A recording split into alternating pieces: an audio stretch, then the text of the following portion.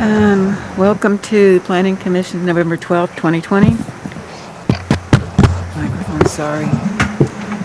Tonight's invocation will be led by LaDante Walker, and the pledge will be led by Commissioner Wayne Thomason. We ask you to please join us.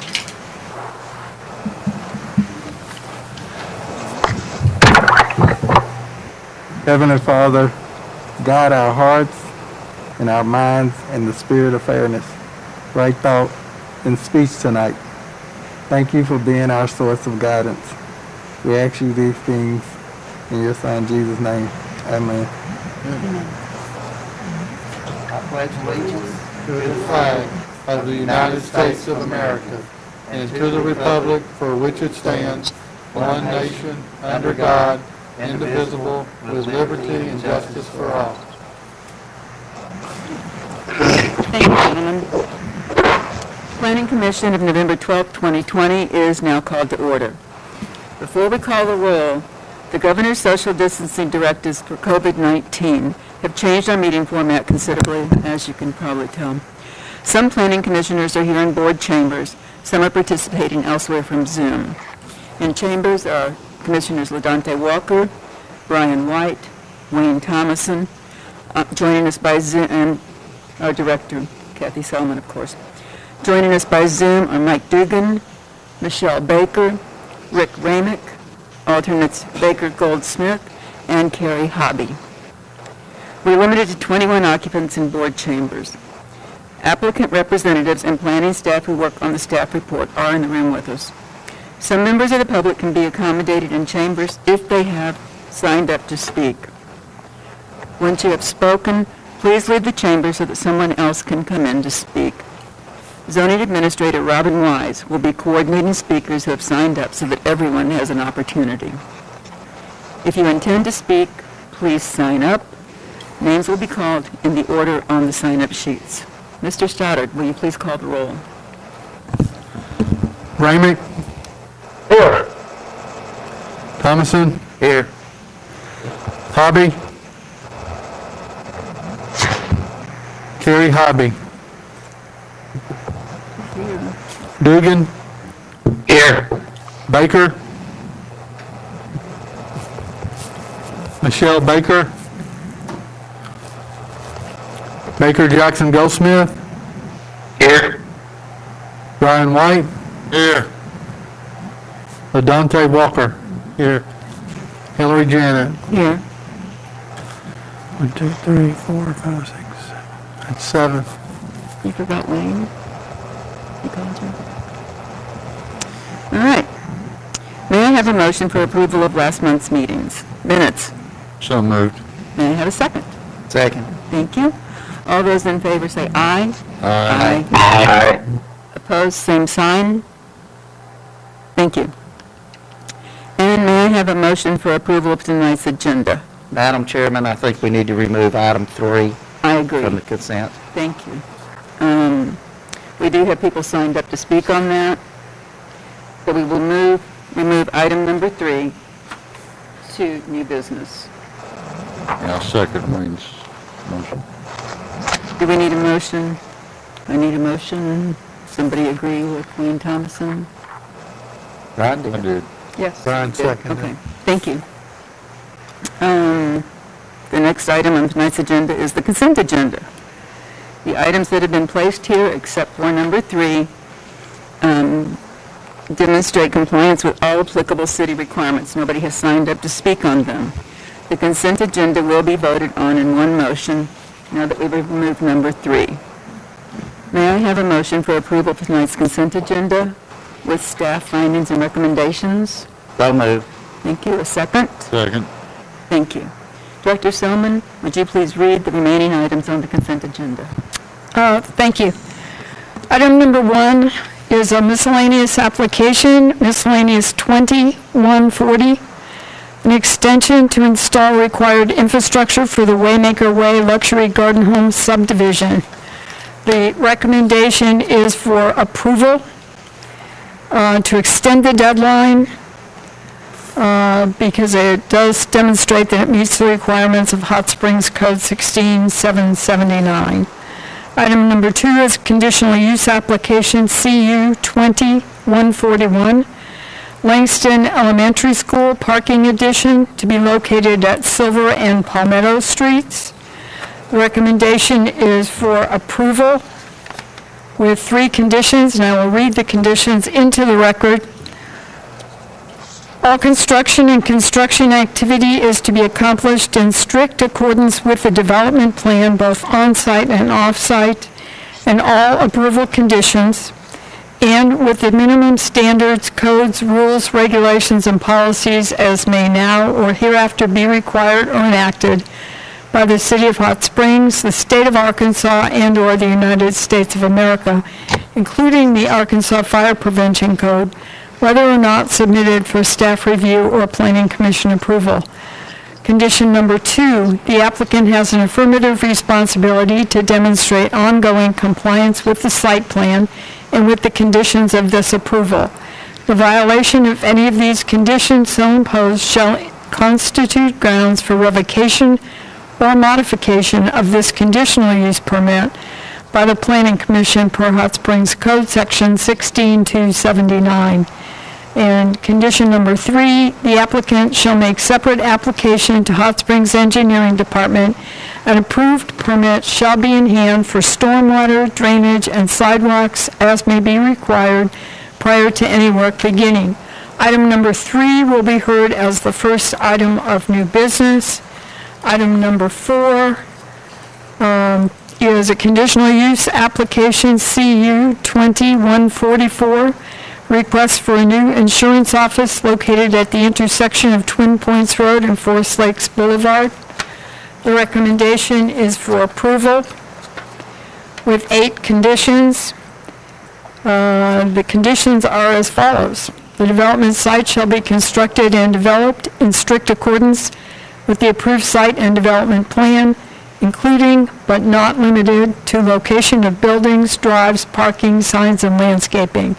Number 2, construction and construction activity are to be in strict accordance with all applicable approval conditions and with the minimum standards, codes, rules, and regulations and policies as may now or hereafter be required or enacted by the City of Hot Springs, the State of Arkansas, and/or the United States of America, including the Arkansas Fire Prevention Code, whether or not submitted for staff review or Planning Commission approval. Number 3, separate permit applications shall be made by the applicant to Hot Springs Engineering Department, and permits shall be in hand for stormwater, drainage, and sidewalks as may be required prior to any work beginning. Number 4, no development signs are approved as part of this site plan review. A separate sign permit application, review, approval, and permit shall be required prior to installation of any signs on this site. Number 5, the applicant has an affirmative responsibility to demonstrate ongoing compliance with the conditions of this approval. Violation of any of these conditions so imposed shall constitute grounds for revocation or modification of this conditional use permit by the Planning Commission per Hot Springs Code Section 16279. Number 6, all exterior illumination, including wall packs, shall be full cutoff and fully downcast and shall retain all illumination on the subject property. Number 7, ongoing open space and landscape maintenance is required. And number 8, installation of a 6-foot opaque screen is required along the common property line with 118 Forest Lakes Boulevard, and that shall be required. Hot Springs Planning and Development must approve a code-compliant screen design prior to construction and installation beginning. And that concludes the items on the consent agenda. Thank you. Do I have a motion to approve the consent agenda as amended? So moved. A second? A second. All in favor? Aye. All opposed? Did I have all the Zooms? I'm sorry, I only heard Carrie. Aye. Thank you. Anybody opposed? All right, thank you. The consent agenda as amended is approved. Next item on tonight's agenda is new business. There will be opportunity for the applicant and for the public to provide testimony. Director Selman, would you please begin with number 3? Yes, number 3 is a conditional application, CU 2142, request for a new funeral home and event center facility on Broderick Street. Thank you. A motion to approve merely gets the matter on the floor for discussion. A motion to approve and a second do not mean that you're necessarily in favor of this particular application. May I have a motion for approval of item number 3? So moved. May I have a second? Second. Thank you. Planning commissioners, please hold your questions until everyone has presented their remarks. And Director Selman, will you please present the staff report on item number 3? Thank you. The applicant, I'm sorry, I'm having a little bit of a hard time hearing when you speak. Oh, me? I think so, yeah. I'll try and get closer to the microphone. Is that I better? can hear you better now. Oh, Yes, Thank you. thank you. and are you hearing me? Yes. Okay. The applicant is Rico Harris with Harris Architecture. He is requesting conditional use project approval for a new funeral home and event center facility. The subject property is located on Broderick Street, has a future land use classification of community commercial center, is Zone C3 Office Neighborhood Commercial District, and is located in Board of Directors District Number 6. Subject property is now an undeveloped lot with a total land area of approximately 3 acres. The property has no existing driveways, but there are commercial sidewalks on the project side of Broderick Street for the width of the property.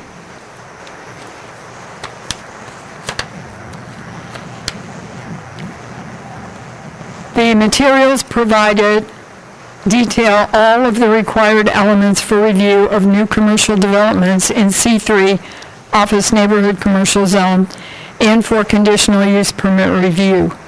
Surrounding uses are Shady Grove Plaza and Dollar General commercial developments, undeveloped properties, and single-family residences. The applicant's development plan addresses each of the standards and requirements for conditional use approval according to Hot Springs Code Section 16254 and 16272. The recommendation is for approval of the site development plan for the proposed new funeral home and event center facility, subject to 9 conditions, because when these conditions are applied, the application materials and the development plan will demonstrate continued compliance with Hot Springs Code Section 16272 and 16276. The conditions are: the development site shall be constructed and developed in strict accordance with the approved site and development plan, including but not limited to location of buildings, drives, parking, signs, and landscaping. Number 2, all construction and construction activity are to be accomplished in strict accordance with all applicable approval conditions and with the minimum standards, codes, rules, and regulations and policies as may now or hereafter be required or enacted by the City of Hot Springs, the State of Arkansas, and/or the United States of America, including the Arkansas Fire Prevention Code, whether or not submitted for staff review or Planning Commission approval. Number 3, separate permit application shall be made by the applicant to Hot Springs Engineering Department, and permit shall be in hand for stormwater, drainage, and sidewalks as may be required prior to any work beginning. Number 4, there are no development sign approvals with this approval. Separate application, review, approval, and permit shall be required prior to installation of any signs on this site. Number 5, the applicant has an affirmative responsibility to demonstrate ongoing compliance with the conditions of this approval. The violation of any of these conditions so imposed shall constitute grounds for revocation or modification of this conditional use permit by the Planning Commission per Hot Springs Code, Section 16279. Number 6, all exterior illumination, including wall packs, should be full, cut off, and fully downcast and shall retain all illumination on the subject property. Number 7, before construction can begin, provide the following to the City of Hot Springs Engineering Department. Show connection point to the proposed main and include a note on the development plan. Water main extension shall be 6 inches. Water main extension completion and completion of off-site sewer main. No construction shall begin on the project until all of the above conditions listed are resolved to the satisfaction of the City of Hot Springs, and open space and landscape maintenance, including vegetative buffers, is required. And that concludes the presentation. Thank you. Is the developer available? Thank you. Please step to the podium, give us your name and your address. You will have 5 minutes to explain your project. Okay, I'm Rico Harris of Harris Architecture, and I represent Willow Grove. And Your address, please, sir. it's 1401 Malvern, Thank you. 71901. And it's just it's approximately 6,000 square feet event center and funeral home with, as you can kind of see on the drawing there, parking in the front. And we're only developing about an acre of the property. The other 2 acres are going to remain undeveloped at this point. And hopefully we'll make it a nice looking building. Thank you. Does anybody have any questions of the developer at this point? Representative Renner. Thank you, sir. Okay, thank you. We have 2 people signed up to speak on this, please. James and Lois Ferguson. If you'll please step to the podium and give us your name and your address, and you have 3 minutes. Lois Ferguson, 738 Carpenter Dam Road. And property is in the back of our property, and we didn't know anything about it until we got the letter, and we just wanted to know how that's going to touch our property. Are we going to have site barriers, or we didn't know where it is according to our property. And that's what we'd kind of like to see a map and see where it's at and if we're... Could we ask the speaker to get a little closer to the mic? Yes, can you hear me now? Yes, thank you. We would just like to see a layout of the property and how it's going to touch our property, and if we're going to have a site barrier or what. We didn't know anything about it till we got this letter. Okay. I'm not sure. Rick is going to bring the site plan up. It was 738 Carpenter Dam. Yes. It looks like it will touch the back of our property. Yes. Your lot is, if you look at the screen, this is your property here, 738. Yes. Let me try to draw something for you here. This was a recent subdivision that was done just within the last couple of months. That's why our parcel layer is not really reflecting that. This is the approximate boundary of the lot in question, and the building would be situated somewhere in this vicinity where the cursor is located. So access would be coming and going from Broderick. They're saying this rear 2 acres, which is going to be the closest to your property, is going to remain undeveloped. Okay. If it is ever developed, when I understand that you have to put a site barrier or of some kind. There would be, landscape code requires there be 6-foot opaque screening to try and buffer that. So when they do finish, if they do develop it, that's what would be done. Correct. But at this time, with no development, it'd be left alone. Just left vegetated and undisturbed, I'm assuming. Yeah, they have no intent to disturb the lower 2 acres. Okay, that's all we needed to know. Thank you. Thank you, ma'am. Is there anybody else to speak that didn't sign up? Okay. Then the public portion of the meeting is closed, and the Planning Commission will now discuss amongst themselves and take action. Commissioners, Ladante, do you have anything? Commissioner White? No questions. Commissioner Thomason? No questions. Commissioner Dugan, No, thank you. Commissioner Ramick, No, thank you. Commissioner Baker,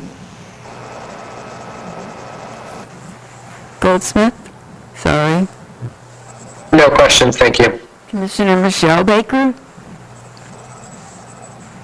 No, I have no questions. Commissioner Hobby. Bobby's not present.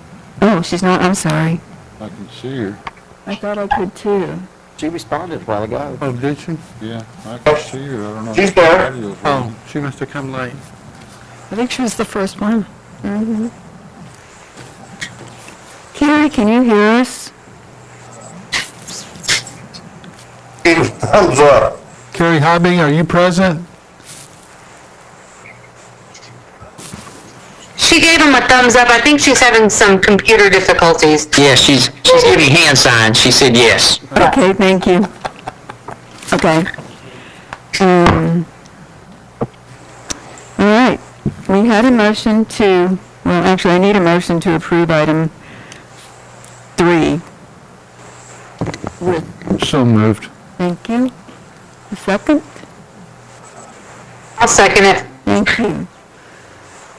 Rick, would you please call the roll for a vote? Yes, ma'am. Thomason? Yes. Hobby? I think she did the hands She up. said yes. Thumbs up. Okay. Okay, thumbs up, yes. Dugan? Yes. Baker? Yes. Baker Goldsmith? Yes. White? Yes. Walker? Yes. Ramick? Yes. Janet? Yes. Unanimous.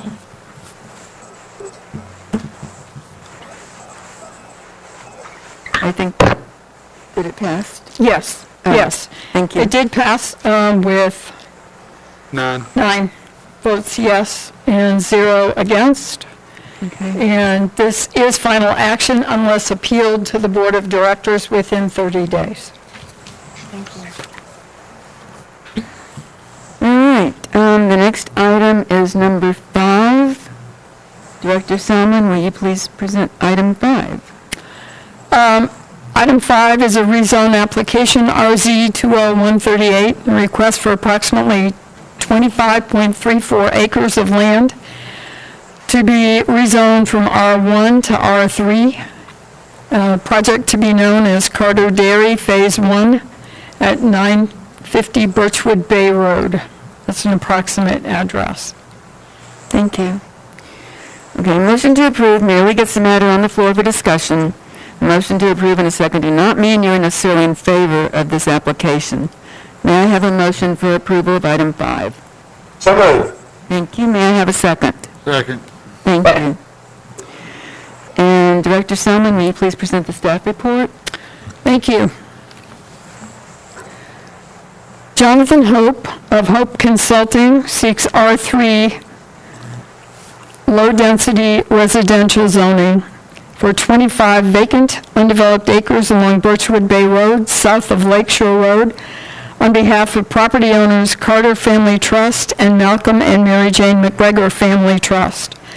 The land was zoned R1, rural residential, at the time of voluntary annexation in 2014, following appeal of Planning Commission action to the board. Future land use plan map designation is residential suburban. This is a request to rezone a former dairy, once on the outskirts of Hot Springs, to develop a single-family neighborhood not unlike those neighborhoods nearby. In this case, we evaluate proposed land uses for compatibility with surroundings, with Hot Springs Code, and with adopted city plans. The zoning surrounding the subject to the north is a boat dock manufacturing, and north of that, owned by the same owner, vacant undeveloped property, also seeking rezoning to R3 low-density single-family residential. To the south is equestrian and vacant undeveloped land. To the east, R2, vacant undeveloped land. And to the west, RL, single-family residential. The The intersection of Birchwood Bay and Lakeshore Drive is approximately 16 to 1,700 feet to the north. Hot Springs Code Section 16243 describes the R3 zone district, saying this district serves the typical single-family subdivision that has full access to municipal water and sewer systems.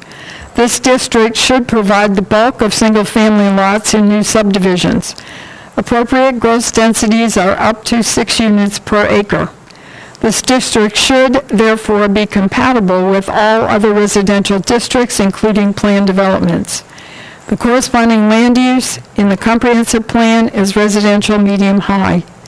R3 developments shall provide internal traffic systems that reflect an interconnected grid system to the extent allowed by existing topography.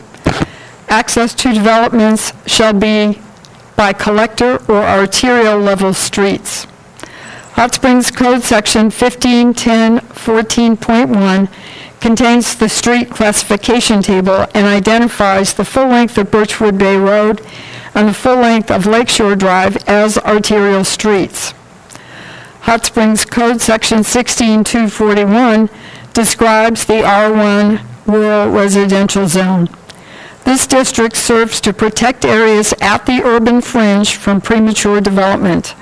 Properties within this district are rural and remote from existing development. They are generally not served by utilities and do not have access to transportation arteries that would allow development to any acceptable level of urban development. It goes on to say, as interim uses, the farming operations within this district will convert to urban uses as development occurs. Carter Dairy Phase 1 cannot be described as rural or remote. It is served by utilities. It fronts Birchwood Bay Road and Arterial Street. Its owners have ceased their farming operation and intend to convert to urban use, the development of a single-family neighborhood similar to those nearby. The applicant, Mr. Hope, explains that the rezone to R3 will allow design of a single-family neighborhood with nice homes on smaller lots. Less yard maintenance is popular with recent retirees. We feel there is a need in the Hot Springs market for this product. Forest Lakes is a great example. And he continues, this change will help promote infill development in this area where utilities are now available. Notice of the Planning Commission hearing was mailed to surrounding property owners within 200 feet. Notice of the hearing was posted on a sign at the property not less than 15 days prior. Notice of the hearing was published not less than 15 days prior to the hearing. Hot Springs Code Section 16-11E1 requires a specific finding as to whether the request demonstrates compatibility with surrounding development or zoning, is consistent with the objectives of the zoning code, implements an approved city plan, responds to a significant change in surrounding physical, economic, land use, or other conditions, fulfills a need for land so zoned, or corrects an error in previous city action. Hot Springs Comprehensive Plans, Hot Springs 2030 and Hot Springs 2040, both support the development of infill housing compatible with Hot Springs neighborhoods. Hot Springs 2030 specifically contains a policy to favor development within the existing urbanized area over development on the perimeter, limiting sprawl and helping the city provide affordable services. The finding is the owners no longer wish to farm the land, which is increasingly surrounded by residential neighborhoods. The subject land has full access to sewer and water utilities and is located on an arterial street to provide access upon development consistent with Hot Springs Code description of R3 zone district. R3 is a single-family zone district described by Hot Springs Code as compatible with all other residential districts. No similarly sized R3 parcels exist in the area. The applicant states the rezone would allow design of a neighborhood with nice homes on smaller lots, and that the applicant feels there is a need in the Hot Springs market. residential infill development is an adopted plan goal. Amending the future land use plan map consistent with Hot Springs Code Section 16243A completes the requirements of Hot Springs Code Section 16211. The recommendation is that Planning Commission recommend that the Board of Directors approve an ordinance rezoning Carter Dairy Phase 1 to R3 low-medium density residential and changing the future land use plan map to residential medium-high for Hot Springs Code 16243A with the staff report findings and recommendation because the requirements of Hot Springs Code Section 16211 are met. And I have a couple of other things to add. One is there have been many, many calls this week and last in opposition to this application. We have received just tonight a stack of petitions with approximately 242 signatures. They are in opposition. The reasons for opposition are because of major traffic volumes on existing two-lane roadways. There has been no change in the neighborhood to justify the rezoning. It is unnecessary to rezone to encourage development of the subject property consistent with R1 zoning, and the proposed rezoning is inconsistent with the neighborhood context. The lot sizes which would result from the requested rezoning would be very small and are uncharacteristic of existing residential lot sizes in the area.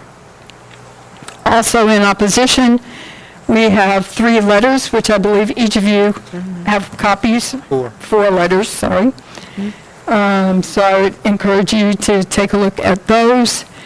The opponents also provided a 4-page traffic study, which talks about development causing a major increase in traffic volumes on existing two-lane roadways in the area, and also saying that the proposed rezoning is inconsistent with the immediate vicinity neighborhood context. That is a peculiar finding of a traffic study, but nonetheless, there we are.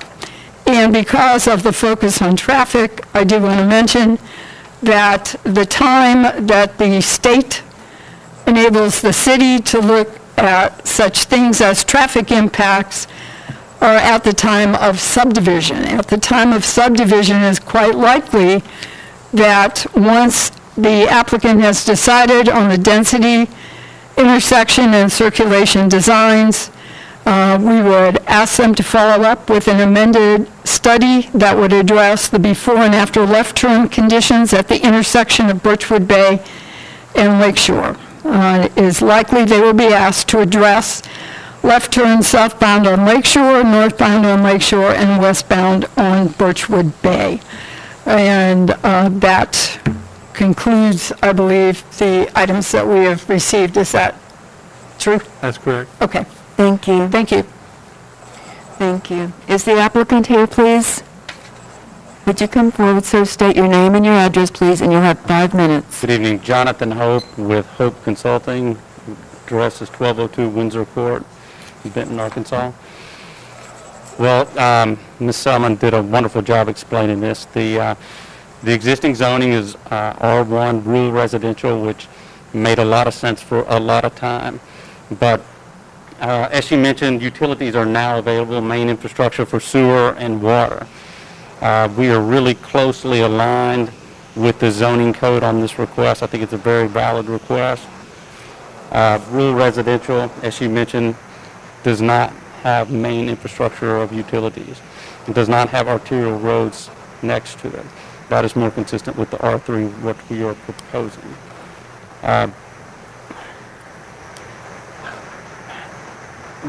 This is not unusual for, obviously, for zonings like this to come about. The utilities were not there, in the past, but they're there now.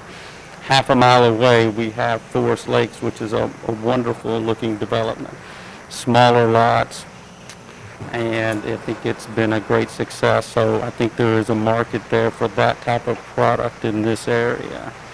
As she mentioned, with the zoning code, the Birchwood Bay, where we're fronting, is an arterial street, which the code defines as primarily used to accommodate major traffic movement between cities or between various sections of the city. So I think we are correct on this R3. We had heard previously that R4 was proposed a few years ago, and there was a lot of negativity towards the multifamily, so we made sure that we went with R3, although similar sized lots. We didn't want there to be any confusion that we would be doing anything other than single family homes.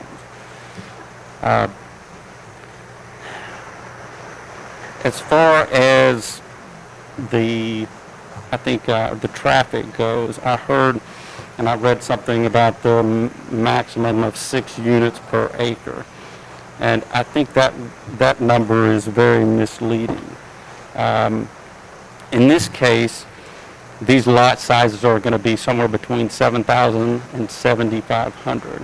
So to get 6 units per acre, you would have to have no roads, no detention ponds, no half-street improvements, not working around streams, overhead utilities, underground utilities.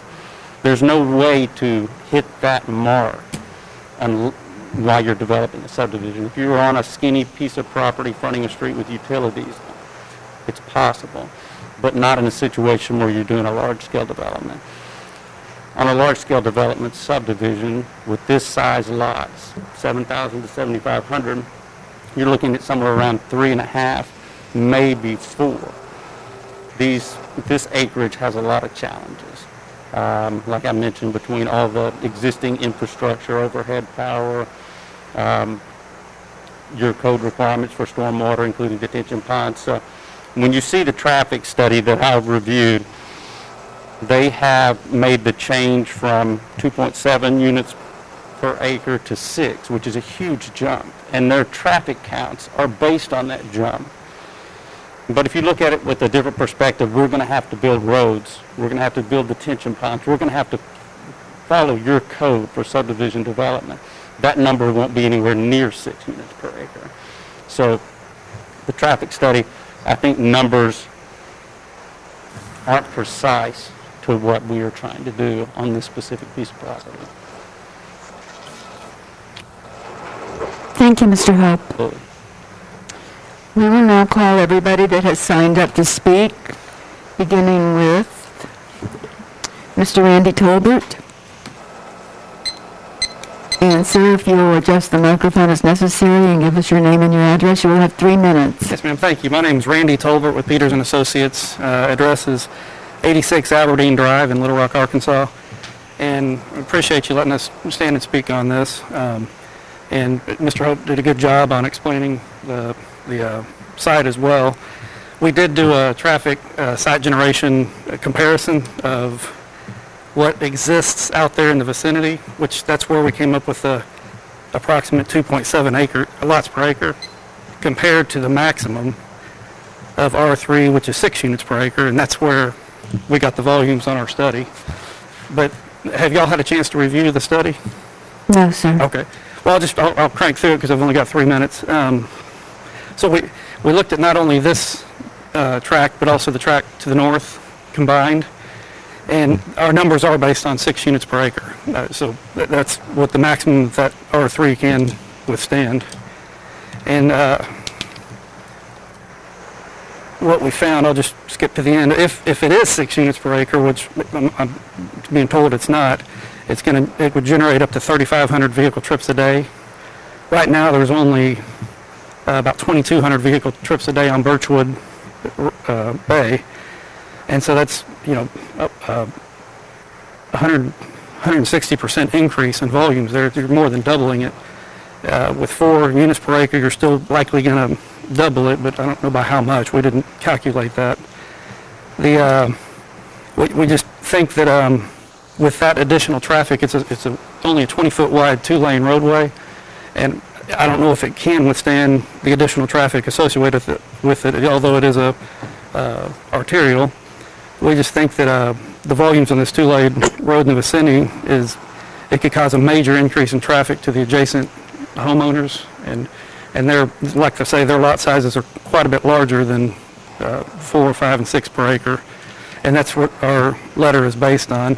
And we just ask that you, I don't think that the people that I'm presenting for are against development of the area. I think it's just the number of units per acre that they want it more to what is in the immediate vicinity of the site. I think that would make more sense in the area. And I'd be glad to answer any questions if y'all have any or they arise. Thank you, sir. Okay. Jonathan Hope, you just spoke, right? Yes, ma'am. Okay, thank you. Smokey Campbell?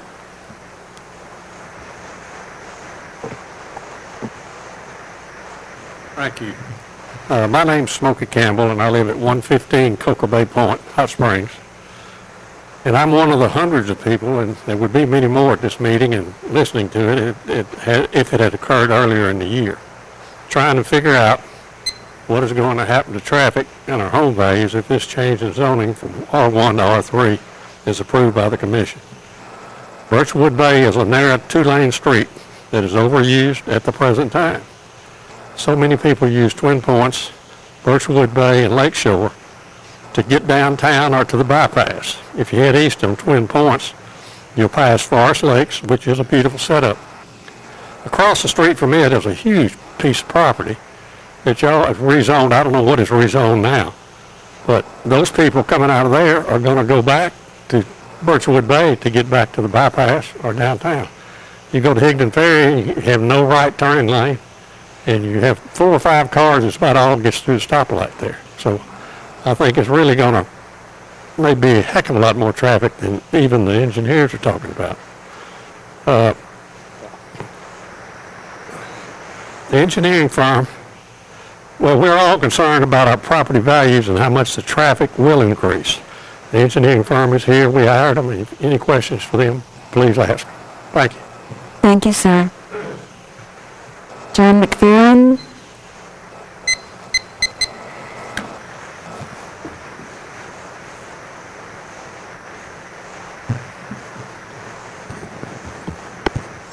My name is John McPherson. I live at 315 Sunset Bay Road, and I was born in Jasper, Arkansas. I retired from the IBM Corporation in 1993 after 30 years of employment, including the last 25 years of operations management at the branch and regional levels.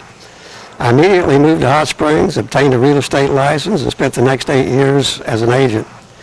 6 years ago, I stood in front of this panel in the Planning Commission to protest the decision of the Carter Dairy's request to rezone their property to R4. That change would have allowed a known developer to purchase their property and construct a series of multifamily apartments. That request caused an immediate concern from folks in the surrounding subdivisions, resulting in an army of neighbors filling this Planning Commission room to protest.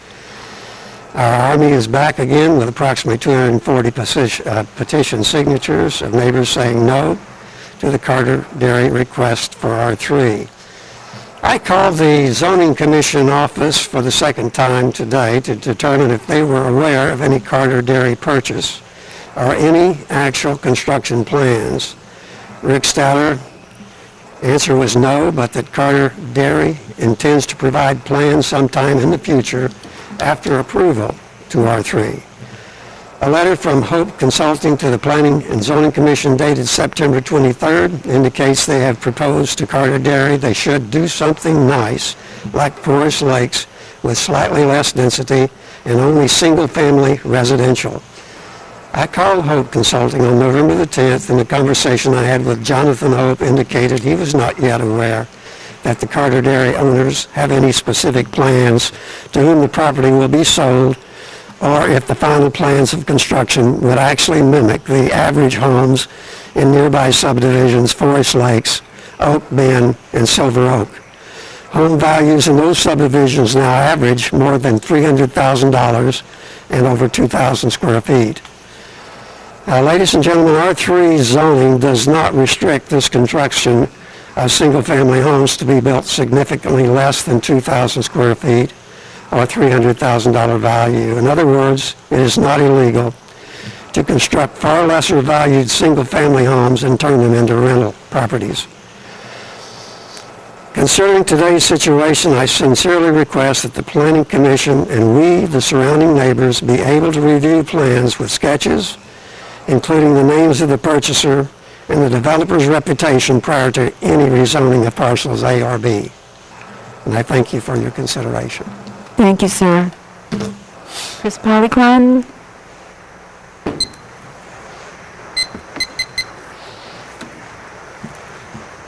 I'm Chris Polycron. I live at 118 Covey Rise Trail here in Hot Springs. I'm speaking in favor of the motion. I've represented the Carter and the McGregors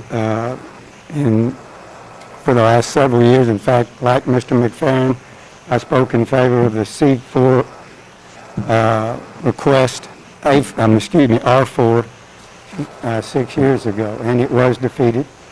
And I can remember the neighbors saying they wanted homes.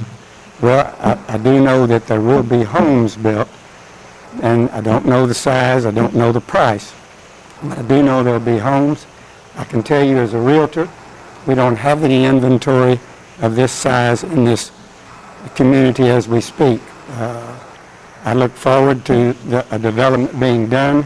We need subdivisions like is being proposed with the 7,000 to 8,000 square foot lots, which a nice home would be built, and I promise you they would sell, and I think they would be nice. Yes, it will increase traffic some, but I don't think it is an arterial, and I think it can hold that traffic. So I do speak in favor of the motion. Thank you. Thank you, sir. Mr. Wayne Bryan?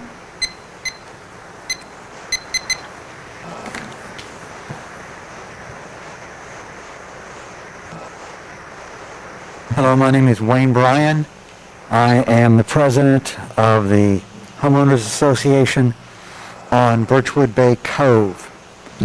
There are 11 homes, I believe, at my last count, but, you know, it always moves. We came in opposition not because of anything with the development, but the coding itself. As it's been explained before, it says you can have 6. So we worry that would be 156 homes in that area. Even half that is 78 homes. That's a lot of traffic. That's a lot of movement. If we could see, there are, again, as it's been said, there are no drawings, there are no plans, there's no layout, no map. And there's just not enough information to know what would actually be coming in. And there's too much leeway for what's allowed. Thank you. Thank you, sir. I don't have anybody else signed up, which means that everybody who has signed to speak have done so. The public portion of the meeting is closed, and now the planning can... Yes, ma'am, sir? Can I respond to any comments? The applicant, yes. Thank you. Jonathan Hope again. A smaller neighborhood is not necessarily a lesser neighborhood. I think, again, the concerns over traffic. So, again, I want to reiterate, if we're going from 2.7 units per acre to 3.6, that's an increase of 33% versus when you go to 6 units per acre, it's 123%. Huge difference. So I just wanted to reiterate that. This matches the code. We have the water infrastructure, the sewer infrastructure that's been there. We're on an arterial, all aligns with the R zoning, R3 zoning request. Thank you for your consideration. Thank you, sir. Now the public portion is closed? Now the public portion is closed, and the commissioners will speak amongst themselves. I will call on you. Michelle Baker, do you have any questions? Or any statements, or anything you'd like to say? I am kind of curious why they don't have kind of a plat proposal. This is just... Because I'm saying we can put 6 on an acre, but he's saying not 6 on an acre because of, needing to put roads and that sort of thing. I feel like this would be easier for me to understand and support if I kind of knew for real what was going to go on, because 6 in an area is kind of troublesome to me. Director Selman? Yes, thank you. The math for 6, 7,000 or 7,500 square foot lots on an acre doesn't permit anything else, such as roads. So it is not possible to get that number on this site per acre. This is an arterial. There won't be driveways going directly onto Birchwood Bay Road. And because this is not a planned zone, we have 2 types of zones in the Hot Springs Code.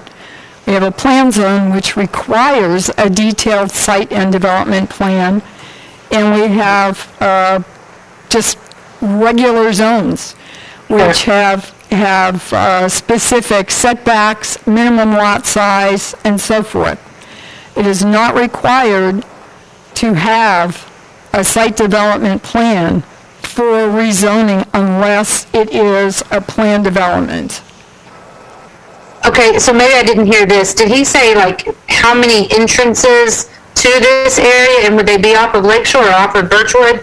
Did he say that? No, he did not, and he is not required to say that. That is determined at the time of land division. When we see a preliminary plat, those access points, specific lot sizes, number of streets, circulation within the utilities, the drainage, and so forth, that occurs at the time that the land is to be divided, when the plat is drawn. And that comes after. I'm sorry. Does that then have to be approved? Yes, it has to be approved by Planning Commission. The way I understand it, this is just to rezone, not to approve anything being done. That's correct. All right, thank you. Michelle? Commissioner Baker? Anything else? No. Other concerns or worries? Okay. Commissioner Ramick? I kind of agree with Commissioner Baker.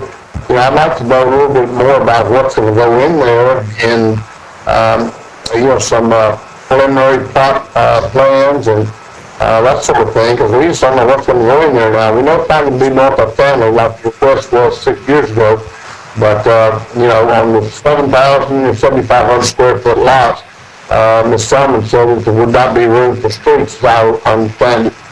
So I'm kind of concerned with that. I'd like to see a layout of the proposed subdivision.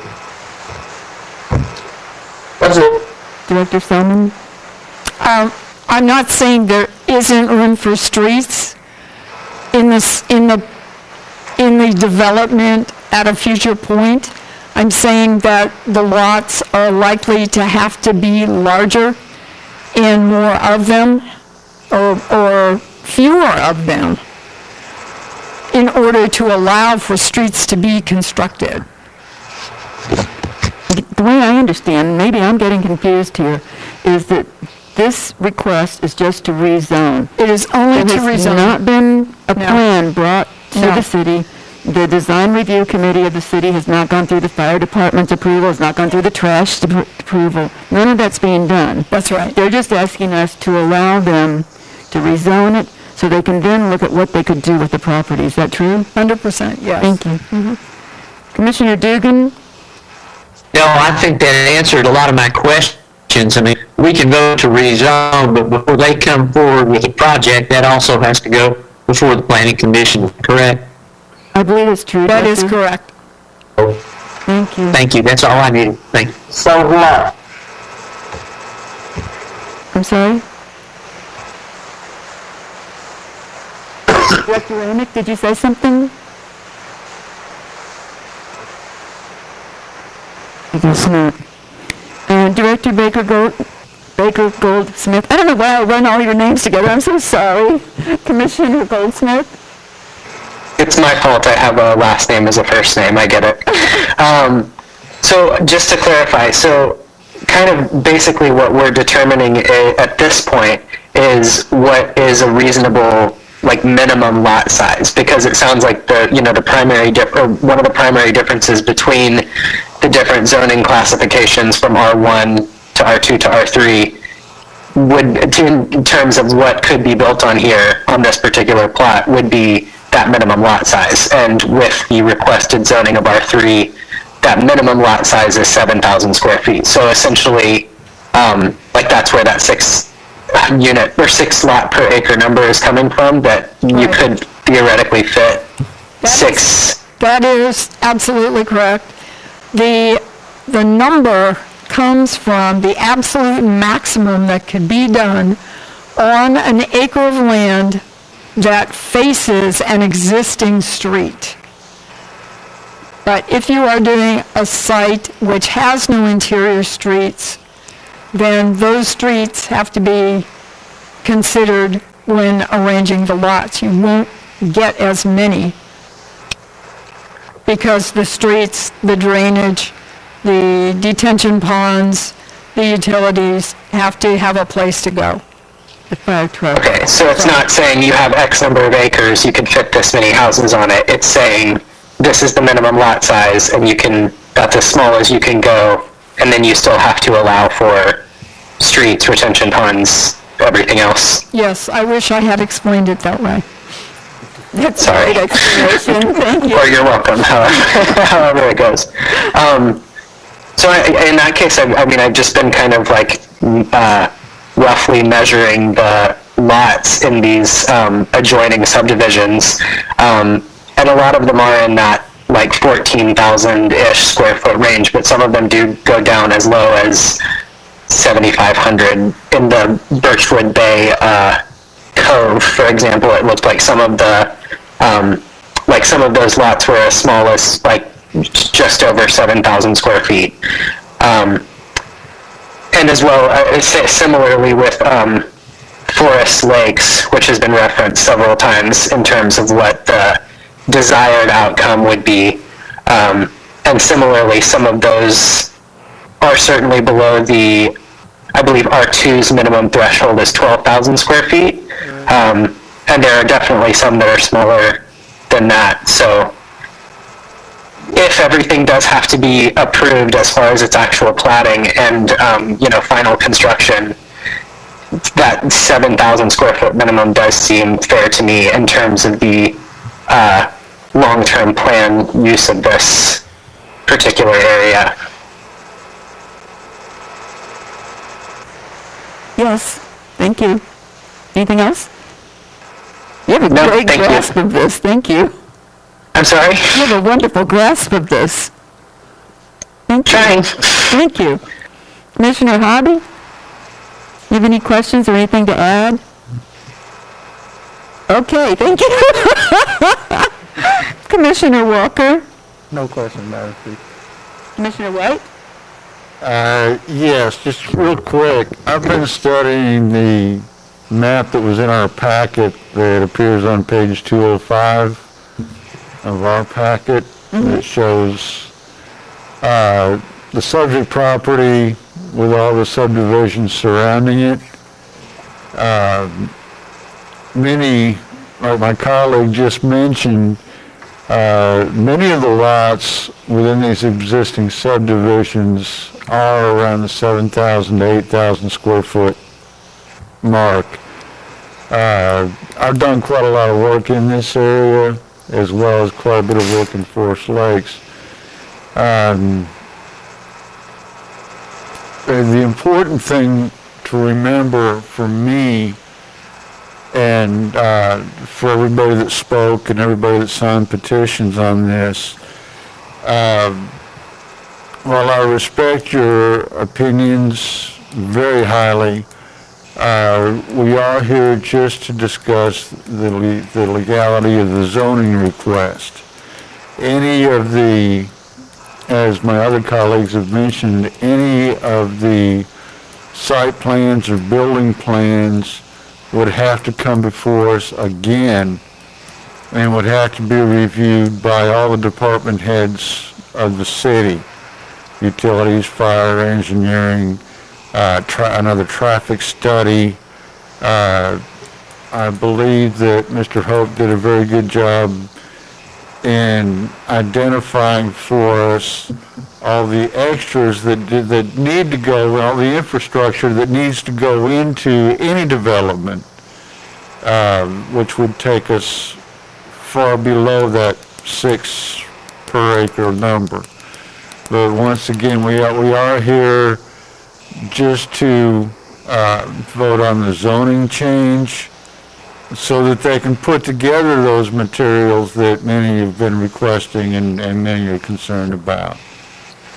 And that's all I've got. Thank you. Commissioner Thomason? I'm all for it. Thank you. I think it's important that we understand that infill in Hot Springs is really important, and that this proposed idea, and it's an idea, does meet our comprehensive plans for 2030 and 2040, and I think it's a great idea. Does anybody else, any other commissioners, did I miss anybody? In case you couldn't see, Commissioner Hobby said that she had nothing to add and nothing to ask. She's speaking sign language tonight. Not real sign language. I'm not laughing at real sign language. All right, I have a motion to approve item 5. The staff report findings and the recommendation are to approve. Now, okay, this is another tricky one. If you want to vote to recommend that the board rezone the subject lands, your vote is yes with staff report findings. Because the motion is in the affirmative, if you wish to not recommend approval, please vote no, because. And you need to cite one or more of the Hot Springs City Codes, 16 to 11, et cetera, et cetera. Now, does everybody understand? Thank you. Mr. Stoddard, would you please call the roll? Hobby. She's got her thumb up. Yep, thumbs up. Thumbs up. Dugan. Yes. Michelle Baker. Yes. Yes. Baker Jackson Goldsmith. Yes, I agree with staff findings.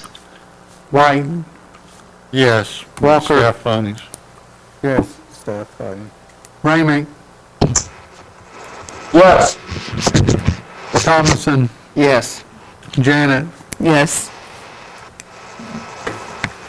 Okay, the motion to approve is a 9-0 vote, and this will be heard by the Board of Directors to make, this is a recommendation only. The Board of Directors will make the final decision, and this will be at their, I believe, the December 15th meeting in this room, 7 o'clock.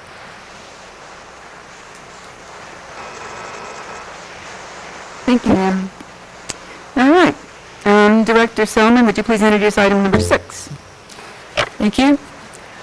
Item number 6 is a rezone application, RZ 20-139, a request for approximately 36.99 acres of land to be rezoned from R1 to R3 to be known as Carter Dairy Phase 2. It is on Lakeshore and Birchwood Bay. Thank you, ma'am. A motion to approve merely gets this matter on the floor for discussion. A motion to approve and a second do not mean you're necessarily in favor of the particular application. May I have a motion for approval of item 6? So moved. Thank you. May I have a second? Second. Thank you. Director Selman, will you please present the staff report for item number 6? Thank you very much. The applicant is Jonathan Hope of Hope Consulting, and he is seeking R3 low-density residential zoning for 37 vacant undeveloped acres along Birchwood Bay Road, south of Lakeshore Road, on behalf of property owners Carter Family Trust and Malcolm and Mary Jane McGregor Family Trust. The land was zoned R1 rural residential at the time of voluntary annexation in 2014, excuse me, following appeal of Planning Commission action. Future land use plan map designation is residential suburban. This is a former dairy, once on the outskirts of Hot Springs. The request is for zoning to develop a single-family neighborhood not unlike those neighborhoods nearby. In this case, we evaluate the proposed land uses for compatibility with surroundings, with Hot Springs Code, and with adopted city plans.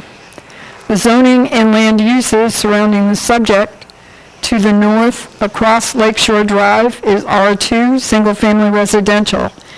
To the south, R1, which is boat dock manufacturing, and land 25 acres owned by this owner and the subject of the previous item, seeking a rezone to R3, low-density, single-family residential. To the east is R2, single-family residential, and R1, non-conforming, single-family residential. By non-conforming, that indicates that the lots are significantly smaller than a minimum 1 acre, which is required. To the west is RL, single-family residential. The land is at the northeast corner of Birchwood Bay and Lakeshore Drive. Hot Springs Code, Section 16243, describes the R3 zone district. This district serves the typical single-family subdivision that has full access to municipal water and sewer systems.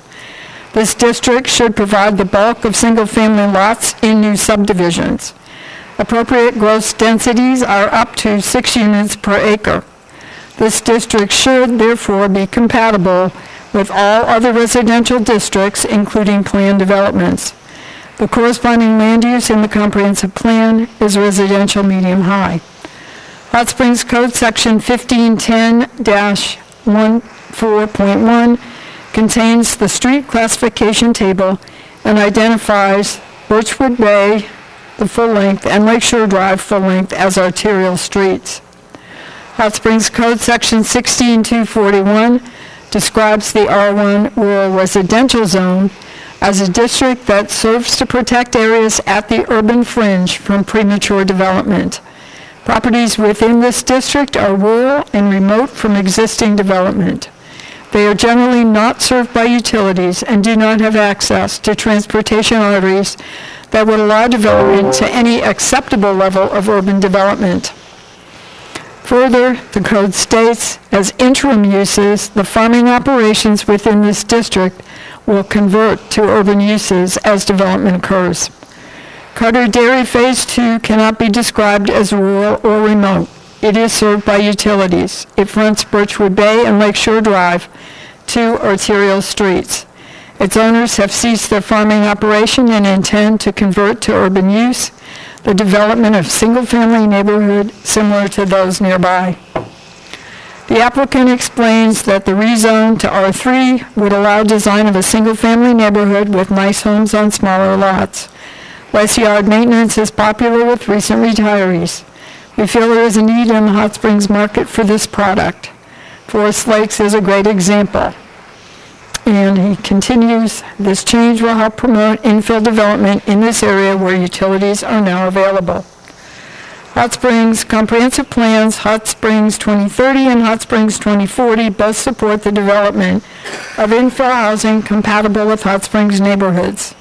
Hot Springs 2030 specifically contains a policy to favor development within the existing urbanized area over development on the perimeter, limiting sprawl and helping the city provide affordable services.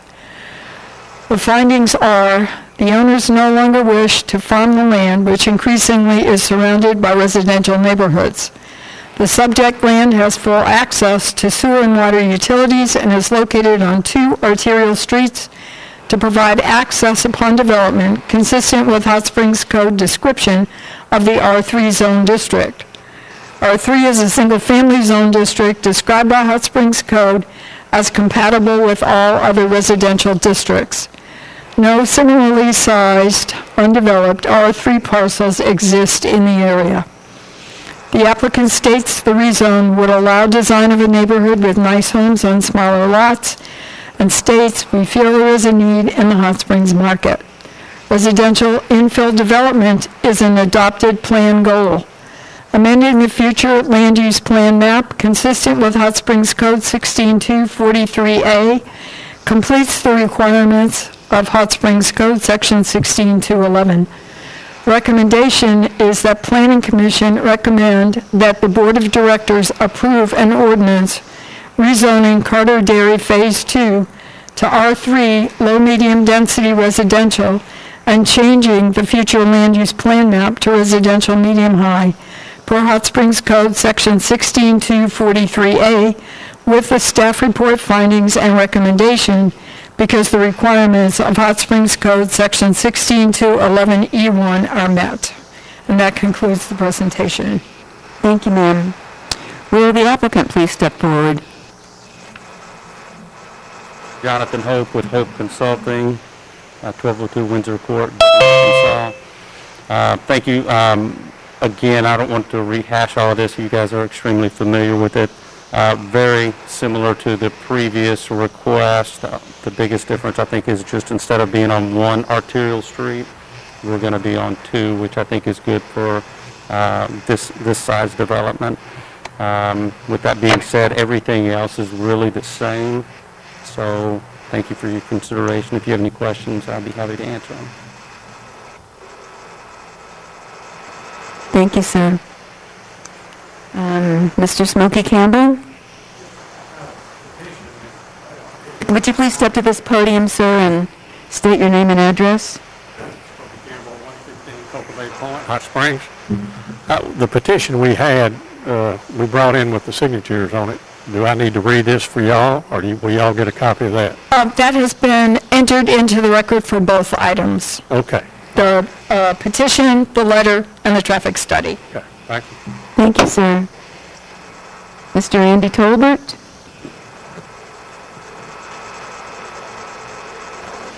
Again, I'm Randy Tolbert with Peters and Associates, and I can rehash what I've discussed earlier on the traffic study, but it's if I'd be happy to answer any questions on it. I think the big concern is, obviously the 6 units per acre keeps coming back, and I know that we can't guarantee the number of lots yet because we're not to that point, but I think that's just a major concern is the density of the development. Thank you, sir. I'm sorry, I'm having trouble with the handwriting. Kesling? Thank you. I'm sorry, ma'am. That's okay, Diane Kessling. Thank you, Commissioners, for allowing me to speak. I speak in opposition to this development. I'm a resident of 118 Jennison Square, which is the street is 1 block west of where this proposed development is. The average home lot in our neighborhood is between 1/2 acre and 1 acre of land. It's an established neighborhood that is totally occupied by residents now, single-family homes. I've lived in the area for 6 years.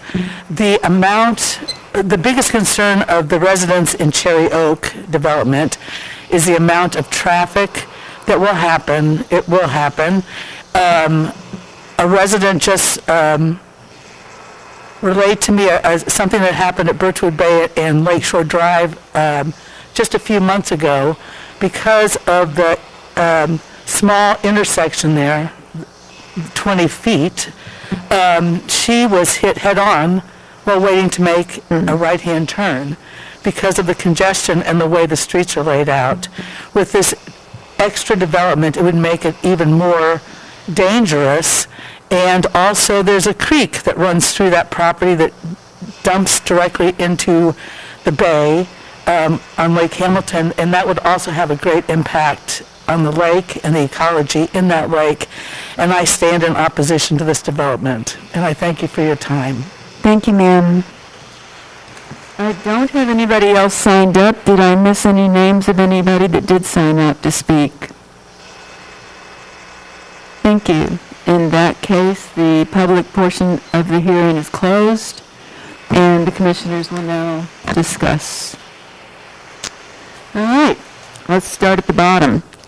Commissioner Hobby, do you have any questions or concerns or statements or? Nope, she's shaking her head no. Commissioner Goldsmith?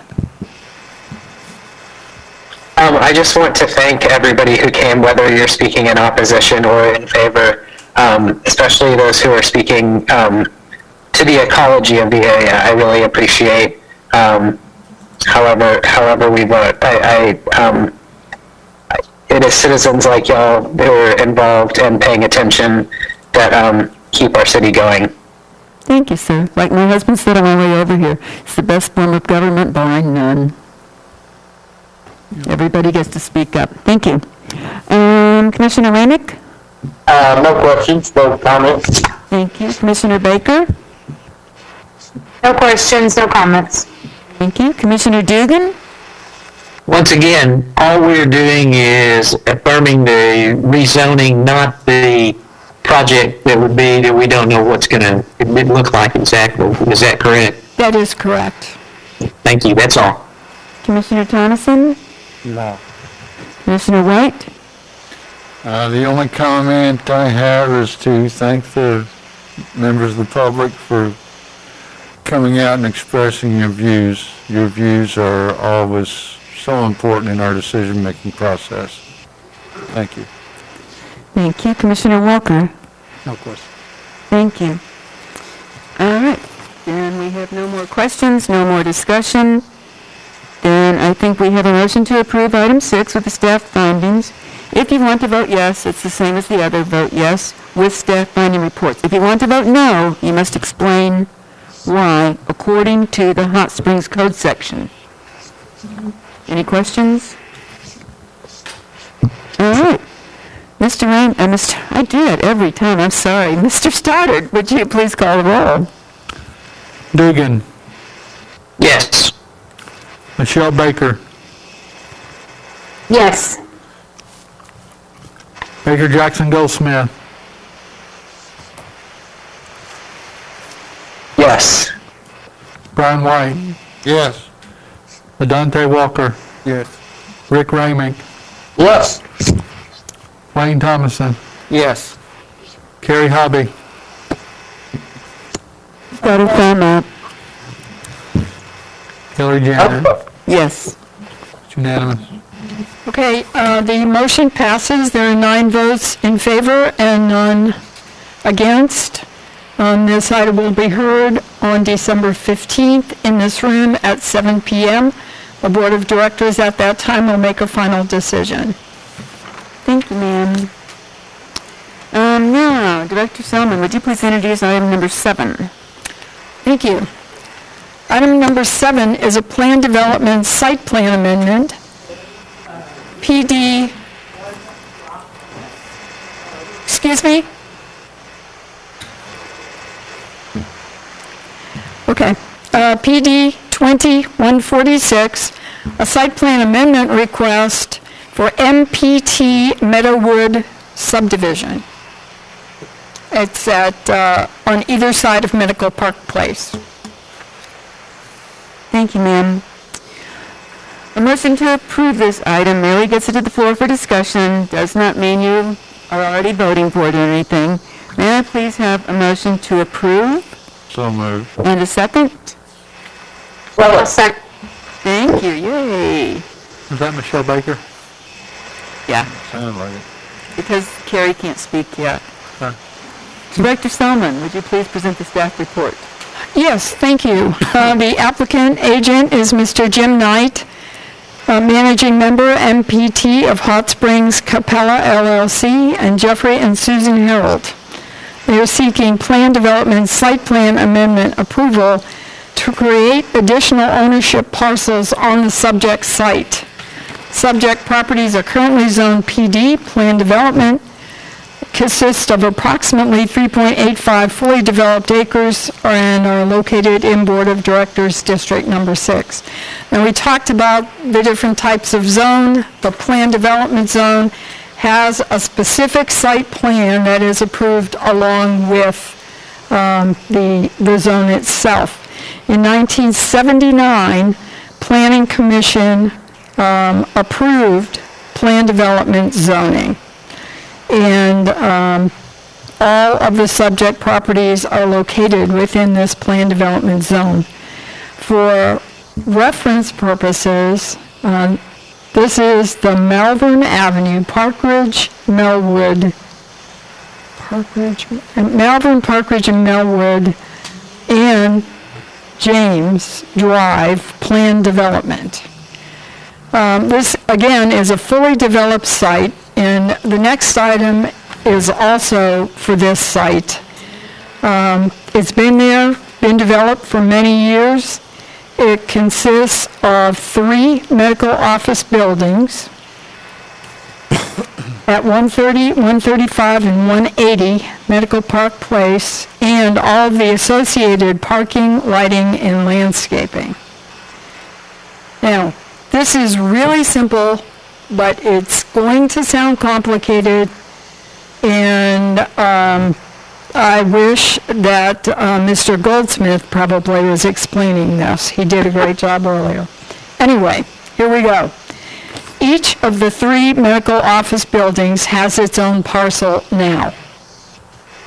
The remaining grounds are another parcel. They are a 4th parcel. Access to the medical buildings comes from Medical Park Place, which is a private street. This request seeks to create individual ownership parcels for each parking lot. No site changes are proposed. The site is going to function exactly as it did in the past and as it is operating today. Nothing is going to change but the ownership lines. Instead of having 1 parcel for the parking lots, there are going to be 3 parking lot parcels. So instead of building, parking lot, you're going to have building, parking, kinda, except the parking is around the buildings. But, again, I wish Mr. Goldsmith was explaining this. I think that did it. I think that did it, yeah. The finding is the application met the requirements for plan development, site plan amendment. And a word about that. If there had not also been a request to replat this, which is the next item, this could have been amended administratively without hearing by Planning Commission. But since the other one was coming to you, we thought that both of them needed to come to you. Let's just be tidy. Let's be tidy. So, the materials presented for review accurately detail all required elements of the proposed amendment. The development is part of the Malvern Avenue, Park Ridge, Millwood, and James Drive plan development. This plan development zone was approved in 1979. Utility easement and reciprocal access easement agreement draft documents provide for utility line locations and maintenance, as well as vehicular access. This request seeks to create additional ownership parcels to contain the parking lot and associated improvements to coincide with each building. No site improvements or alterations are proposed. The site will function in exactly the same way as it does now. The recommendation is that Planning Commission recommend approval of this PD site plan amendment for MPT of Hot Springs Capella LLC as submitted with one condition, and that condition is the MPT of Hot Springs Capella LLC minor subdivision plat, if approved by Planning Commission, is to be recorded with the Garland County Circuit Clerk's office within 30 days of its execution. And that completes the presentation. Thank you, ma'am. Is the applicant here? Sir, if you'll please tell us your name and your address, you'll have 5 minutes. All right, my name is Bo Britton. I'm the attorney for MPT of Hot Springs Capella LLC. My business address is 123 Market Street here in Hot Springs, Arkansas. Ms. Sullivan did a good job, really, of explaining this. I know it's kind of a strange situation, but ultimately what we're trying to do here is divide up a larger parcel of green space plus parking lots into 3 so that they match up with the buildings that they service. That's also done for the reason of if anybody wanted to sell the buildings in the future, they could also sell the parking lots with it. So It's really a convenience measure at this point, more so than anything. The items that Ms. Selman mentioned as well, the reciprocal access easement agreement provides that there will be access for the side street that bisects those properties. I believe that's Medical Park or I may be getting that wrong on there. But the street that bisects, that provides access for all parties because that's technically owned by MPT of Hot Springs, Capella. It also provides for common access between the various parking lots. Secondarily, we have a utility easement, a private utility easement in there. That's just there to cover any potential utility lines that might be on the properties that way that all parties know that there is a way to go in and make changes and who is responsible for repairing and replacing anything that is needed. Now, there wasn't anything that was shown in the survey that necessarily shows that a line runs across another person's property, but that issue was addressed with Mr. Carnahan, and he felt comfortable with the utility easement being in place there. So, if this is approved, we would record both the utility easement that was submitted and as well the reciprocal access easement agreement, as well as the survey that was included as well. So, I'd be happy to answer any questions that anybody has, if there are any. That was my question. Would the reciprocal agreement be recorded also? All three documents that are mentioned would be recorded within that 30-day period, probably soon after approval. Thank you, sir. Does anybody have any questions of Mr. Brighton? Thank you. I don't have anybody signed up to speak about this. Therefore, the public portion is closed. And commissioners, does anybody have anything they'd like to ask or talk about? Carrie? Do you have any questions or anything? Shake your head, Carrie. She says no questions. No questions.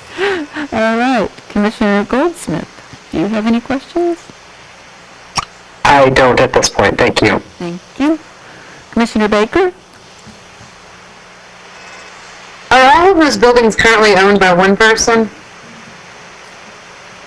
No, the buildings are owned by two of them are owned by two separate entities. The one in the back is owned by the Heralds. My client, Jim Knight has common ownership in both, he is the managing member of MPT, and he is I believe the managing member of the other two entities. So those are the two buildings closest to Malvern Avenue. The building towards the back near Medical Park Place, that's the one owned by the Heralds. But everybody, as you can see on the application, the Heralds signed on to this application as well because they're in agreement with what we're trying to do here. That's really what I wanted to hear, that they were all in agreement. Yes, they actually signed, and if you look at the application, there's an attachment on there so that they could sign as well, so that noted that they joined in the applications that we submitted. And then Jim Knight is the managing member for the other two entities that own the two buildings closest to Malvern Avenue, and he is the applicant in this case. That signature is on page 300 of your packet. Thank you. I was looking, and the first one didn't have the Herald signature on it, but the second page does. Okay, Yeah. I see that. Correct. Yep. Okay. All right, thank you. You're welcome. Commissioner Ramick? Oh, no. Thank you. Commissioner Walker? No. Commissioner White? No question. Commissioner Thomason? Mr. Stoddard, would you please call the roll? Michelle Baker? Yes. Baker Jackson Goldsmith? Yes. White? Yes. Walker? Yes. Ramick? Yes. Thomason? Yes. Harvey? Your time is up. Dugan? Yes. Janet? Yes. Okay, the vote is 9-0 in favor, and this will be on the board agenda on December 15th at 7 p.m. in this room. They will make the final determination. Thank you. Director Selman, would you please introduce item 8? Yes, item 8 relates to this same land. This is a final subdivision application, FS 20-147, replat of lots 37, 38, 39, 70, and 71 of MPT Meadowwood subdivision on either side of Medical Park Place. Thank you, ma'am. A motion to approve merely gets this before the floor for discussion. A motion to approve or a second do not mean you approve. May I please have a motion for approval of item 8? So moved. Thank you. Second. Thank you. Director Selman, would you please present the staff findings for item 8? Yes, a little bit of information. Same owners, same applicant, Mr. Jim Knight, managing member of MPT of Hot Springs Capella LLC, and Jeffrey and Susan Harold. This is, I feel like I'm in the wrong place, is a replat, creating the lots that we talked about in the previous item, amending the PD zone. Again, 3.85 fully developed acres, located in Board of Directors District Number 6, zoned in 1979 to PD. 3 office buildings at 130, 135, and 180 Medical Park Place. This will create the 3 lots for the associated parking, lighting, and landscaping. No site changes are proposed. The site will function in the future as it has in the past and as it does today. The PD zoning places no minimum lot size or minimum dimension on lots located within plan development zones. This replat will be 6 separate lots, and proposed 1, 2, and 3 will contain the structures, and proposed 4, 5, and 6 will contain the associated parking, lighting, and landscaping improvements. The final subdivision requirements found in Hot Springs Code Section 16.247B and D for plan development site plan have been met. The draft utility easement and reciprocal access easement agreements for utility line locations and maintenance, as well as vehicular access, will accompany the plat. This request creates individual ownership parcels for each parking lot. The recommendation is to approve the replat application for MPT of Hot Springs Capella LLC, minor subdivision, as submitted with the following conditions. Number 1, the MPT of Hot Springs Capella LLC minor subdivision plat is to be recorded with the Garland County Circuit Clerk's Office within 30 days of its approval, and a recorded copy returned to the Planning Department, and the easement deed and reciprocal access easement agreement documents are to be recorded with the Garland County Circuit Clerk's Office, and a recorded copy returned to the Planning Department. And that completes the presentation. Thank you. Will the applicant please come to the podium, and do you have anything new to add, Mr. Britton? Nothing new to add. Does anybody have any other questions? To answer. No, let's vote on this. Thank you, sir. Do any of our Zoomers have any questions or concerns? Commissioner Dugan? No. Commissioner Baker? No. Commissioner Ramick? No? Commissioner Goldsmith? No.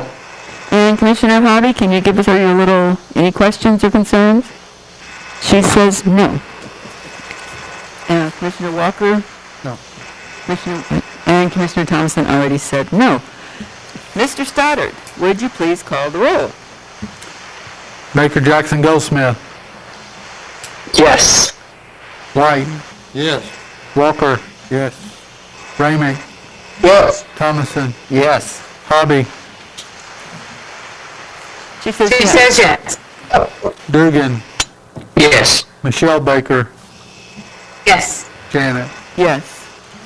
Okay, this item is passed by a vote of 9-0. This does not require Board of Directors approval, but is contingent on approval of the plan development amendment. So this cannot be signed and recorded until after the plan development amendment is approved. And again, as a reminder on that one, that will be on the 15th, 7 o'clock in this room. Once that's approved, please don't forget your 30 days for all 3 documents. Thank you, sir. The next item on the agenda is the director's report. Director Silverman, do you have like a long report? I do not. I do not. I, in fact, have no report. So, other than to say thank you for your patience and extremely thoughtful deliberation on 2 very contentious items, and your understanding of my explanation of the last 2. You were perfect. You were absolutely perfect. I make a motion to adjourn. Second? Second. November Hey, 12th, before everybody gets 2020. out of here, can I get you to sign our contact tracing sheet? Yes, we need each of you to sign.